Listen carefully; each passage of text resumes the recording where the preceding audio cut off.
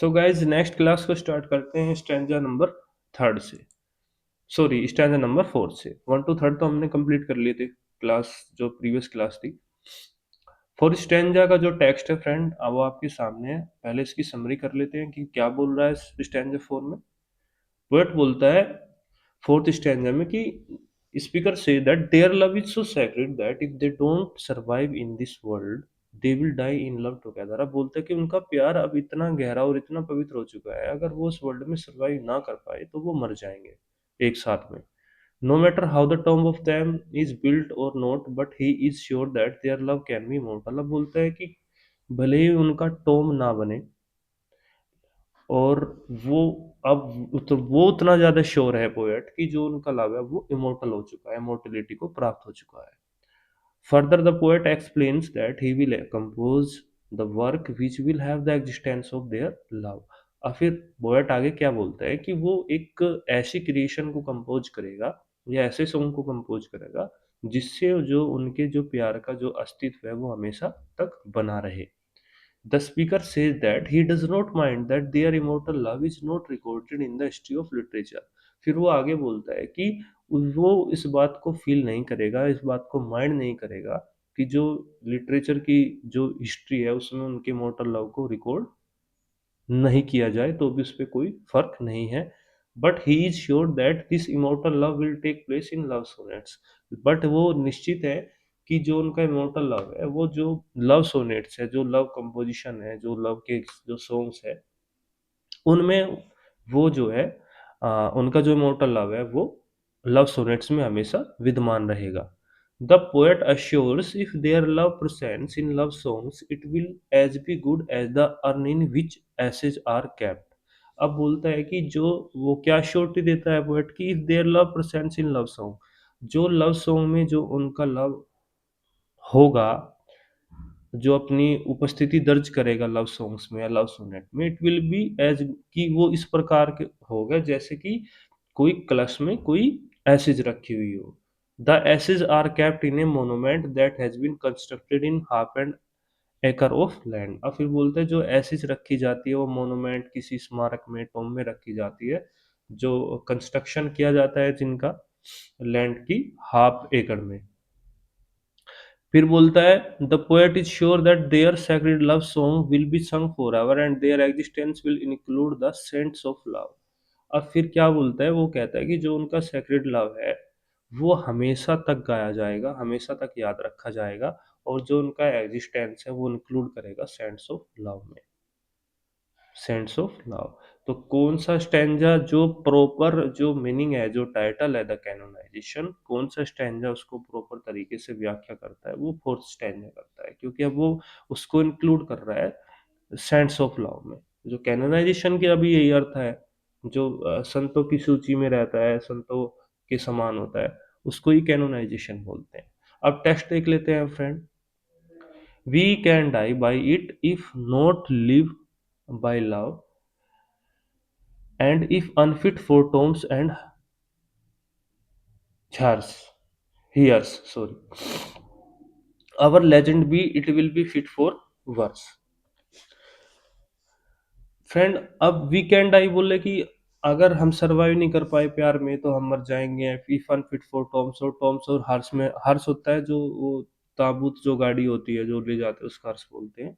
कि भले ही हम पे कोई फर्क नहीं पड़ता कि हमारे टॉम बने ना बने, और लेजेंड भी जो हमारा लेजेंड लव है वो बना रहेगा, it will be fit for verse, ये नहीं होगा तो हमसे जो है। और पोएट तो बोलता है कि वो तो वर्स में फिट कर देगा, उसे कंपोज कर देगा कोई भी सॉन्ग को। ठीक है, उसमें जो है उनका जो लेजेंड लव है वो उसमें एक बराबर रहेगा। And if no piece of chronicle we prove. और फिर बोलता है क्रॉनिकल वही तो होता है जिसमें हिस्ट्री जो रिकॉर्ड, इतिहास का जो रिकॉर्ड दर्ज होता है उसको क्रॉनिकल बोलते हैं उस सीरीज को। तो बोलता है कि कोई फर्क नहीं है, कोई इम्पैक्ट नहीं पड़ेगा उनके ऊपर कि अगर उनका रिकॉर्ड में नाम दर्ज नहीं होगा इतिहास में।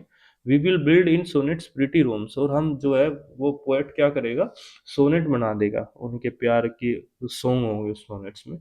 As well a well wrought urn becomes the greatest ashes as half acre tombs, और उस प्रकार वो सोनेट में रखे जाएंगे जैसे एशेज का जो क्लश होता है और वो रखा जाता है वो टोम में मोनोमेंट में, उसी प्रकार लव सोनेट में उनके सॉन्ग्स होंगे, उनके लव सॉन्ग होंगे। And by these hymns all shall approve us canonized for love. अब देखो कैनोनाइज्ड का यूज है, हाइमन्स होता है जो मंत्र गीत भजन, ये हाइमन्स बोलते हैं उनको।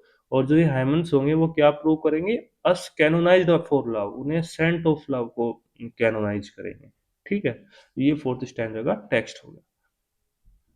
नेक्स्ट और जो फाइनल स्टैंडर्ड है फ्रेंड, द कैनोनाइजेशन का, उसकी समरी को देख लेते हैं सबसे पहले।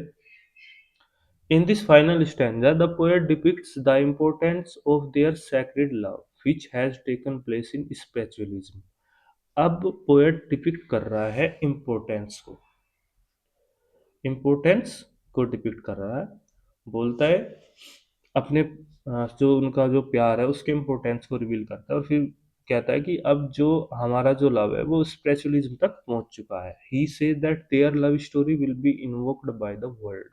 अब क्या होता है कि जो देखो कितना एक्सटेंड मेटाफर यूज किया गया है कि जो उनकी लव स्टोरी है वो इन्वोक करेगा वर्ल्ड, वर्ल्ड आह्वान करेगा उनकी लव स्टोरी का as true lovers.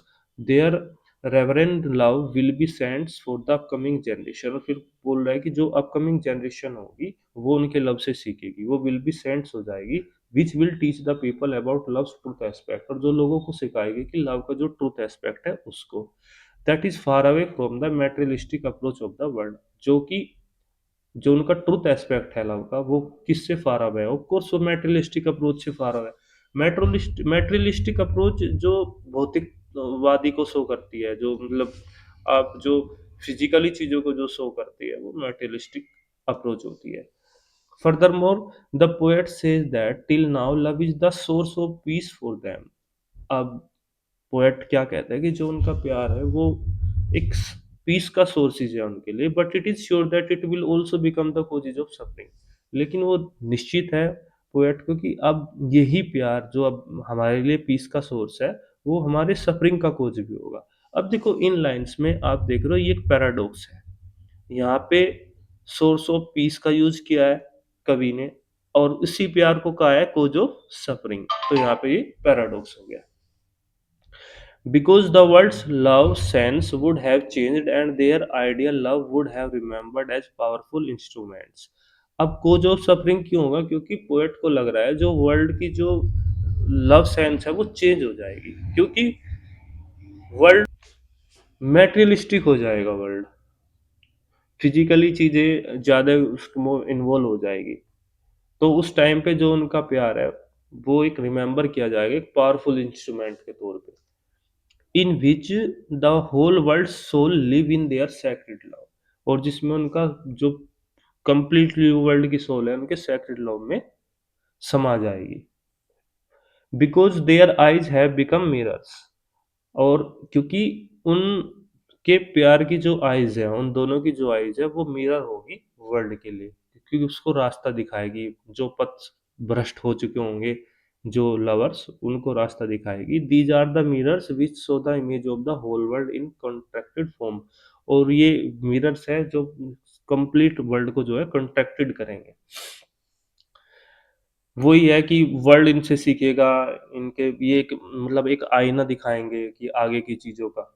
Just as the globe reflects all continent countries state cities towns, और जैसे कि जो ग्लोब नहीं होता, जो ग्लोब मैप होता है वो क्या रिफ्लेक्ट करता है, वो कॉन्टिनेंट को, कंट्रीज को, स्टेट को, सिटीज को, टाउन्स को, विलेजेस को, इन सब को, उसी प्रकार जो है जो लवर का जो इन लवर्स की जो डेफिनेशन है पोएट और उनके बिलव्ड की, वो वर्ल्ड को जो है गाइड करेंगे। In the same way their eyes have become the mirrors which reveal the whole world, वही सब चीज की वो संसार के लिए मिरर का काम करेंगे। Thus their love hymns have become as the ideal of love for world, इसलिए जो उनका जो प्यार है वो हमेशा के लिए जो है एक आदर्श, संसार के लिए एक आदर्श होगा, संसार उनसे सीखेगा। वो ये एक्सटेंड मेटाफर यूज किया गया है इन सब चीजों में। तो टेक्स्ट को देख लेते हैं फ्रेंड। टेक्स्ट क्या बोलता है, एंड दस इन्वोकस यू हुम रेवरन लव, वही सब चीज की अब वर्ड जो है उनको इन्वोक करेगा, उनके रेवरन लव, रेवरन होता है मतलब सम्मानीय, जिसको श्रद्धा से युक्त जो होता है उसको रेवरन बोलते हैं। मेड वन अनोदर हर्मिटेज, कि अब जो उनका प्यार है वो हर्मिटेज को चला गया, सेंट्स ऑफ लव को चला गया।